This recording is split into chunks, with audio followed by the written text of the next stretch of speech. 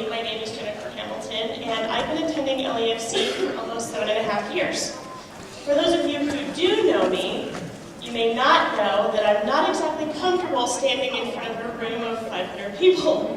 But I jumped at the opportunity to introduce you to a very dear friend of mine. Stephanie Painter and I met here and became friends about 7 years ago. I had just moved here with my family from Arizona. Steff and her family had just moved here from Western PA. During those first 5 years, Stephanie walked with me as I suffered from severe depression. When I questioned my faith and even my salvation, Stephanie showed me Jesus. She has seen me at my worst and loved me anyway. We have laughed together, mourned together, rejoiced together, and cried together. It is my pleasure to introduce to you a woman of compassion, loyalty, and courage, a friend I am blessed to call mine, Stephanie Painter.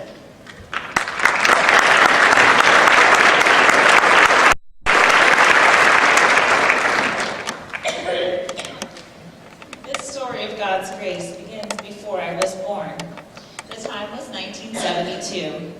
Racial tensions were high, and when a white teenage girl became pregnant by a black teenage boy, many people said their baby would have no chance to succeed in life.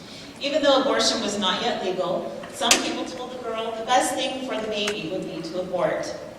And yet, by God's grace and the determination of my birth mother, a baby named Stephanie was born a mere 2.5 months before Roe v. Wade was passed.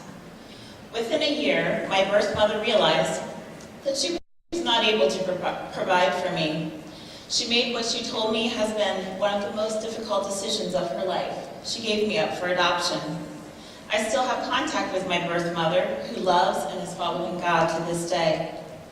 And so the grace of God brought me to be a part of Larry and Nancy Klingler's family. My parents are strong Christians, and I grew up going to church every Sunday morning and evening. We also attended church every Wednesday night, going to prayer meeting or Awana clubs. My mom, who I lovingly call Marm or Marmaduke, was often my Sunday school teacher and my Awana leader. She taught me Bible verses and dozens of songs. Countless times growing up, I walked into Marm's room and found her reading her Bible or praying. She also led us in family devotions each evening, reading Minnie Maxie stories and Keys for Kids. At age 6, I understood my need to accept Jesus as Savior. Someone said that life's most important decisions are not made in the boardroom, but in the bathroom. This was the case for me. I was washing my hands at the bathroom sink and looking out the window. I said, "It's a big world out there. God, I need your help. I want to beat Satan." I dried my hands and told my mom that I had just prayed. She sat down on the couch with me, and together we prayed a more traditional prayer. Throughout all the challenges, joys, and trials of my life, I have never doubted that I was saved in the bathroom. I grew up in a small Midwestern town of Miamisburg, Ohio. I was the only biracial child at my school, and some of the other children were brutal in their verbal attacks toward me. Nearly every day on the bus, I heard racial slurs and jokes that I was thankfully too naive to understand. The bullies even insulted my siblings, especially when they would ask them to stop.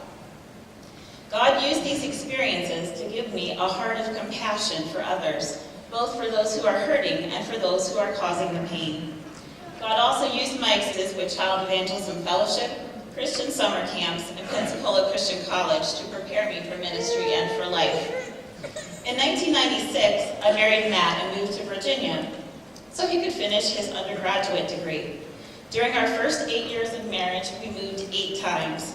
Each time, God gave women friends and groups like MOPS, Mothers of Preschoolers, to encourage and support me. These spiritual mothers and sisters helped guide me through the tough times of my life and gave me hope. Throughout our times of moving, something else became a constant, something that would eventually tear our family apart. That something was my husband's involvement with pornography and related sins. As with the bully's comments on the bus, I was very naive to the true nature of this addiction. I saw my husband battle and give in, saw him struggle emotionally, physically, and spiritually. During those times, I had times of anger, confusion, depression, and sadness. My main coping mechanism became busyness, getting involved in so many things, I had no time to think about what was happening in our marriage. I also attempted to be Christian enough for both of us, hoping that somehow I could make up or change my husband's choices. God's grace came in many forms to me through those years. He used Christian counselors and Beth Moore Bible studies. He used my mom, who showed me Psalm 27, 13, and 14. I would have despaired unless I had believed I would see the goodness of the Lord in the land of the living. Wait for the Lord, be strong, and let your heart take courage. Yes, wait for the Lord. He also used the godly example of my grandmother, Laura Rocky, who went to college and worked to support her family when my grandfather became unable to work. Pastor Doug preached through John during some of our toughest years. When he talked about God pruning the vine, I remember saying, God, would you please move on to the next branch? I was reminded of my life verses, Philippians 3, 10, and 11, that I may know him and the power of his resurrection and the fellowship of his sufferings, being conformed to his death, in order that I may attain to the resurrection from the dead. I asked God why the fellowship of the sufferings part had to be in there. He showed me that until I understood the pain he feels when I sin, I cannot know him fully. He continues to teach me that my suffering draws me closer to him. In the fall of 2007, Matt left our family and moved to Pittsburgh with his mother. I immediately began trying to figure out how I was going to support my children, then ages 9, 7, and almost 5, and myself. In the midst of my planning, God kept bringing the words of Psalm 46:10 to my mind. Be still and know that I am God. Be still and know that I am God. Be still and know that I am God. I envisioned myself barely hanging on to the end of a rope. God said, let go. I did, and I landed softly in his loving hand. In addition to my family, God used LEFC, Koinonia class, Servants Fund, small groups, and individuals as his hands and feet as I transitioned into full-time work. More than once, I found the exact amount of money needed to pay a bill in my LEFC mailbox. And we could feel the prayer covering from friends and family literally around the world as God daily supplied over abundantly above all that we could ask or think. I continue to learn and grow from the example of so many spiritual mothers and sisters God has graciously placed in my life. Some of you have children of your own, and some do not. You are my teachers, and I am so blessed to know each of you. In honor of my mom, who was a school teacher, as well as my grandmother before her, I wrote a poem a few years ago. It sums up a few of the countless things I learned from her. You may follow along on the screen as I read. It's been said that all one really needs to know is learned in kindergarten.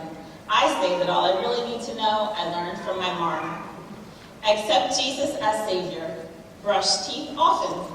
Chew with your mouth closed. Discipline is for my own good.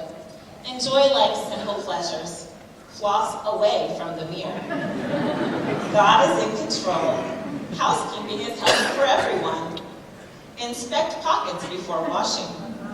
Journeys are more important than destinations. Know how to swim. Life isn't fair, and that's good. Make your bed. Never prejudge. Organize everything. Patience is a virtue. Quizzing sharpens your mind.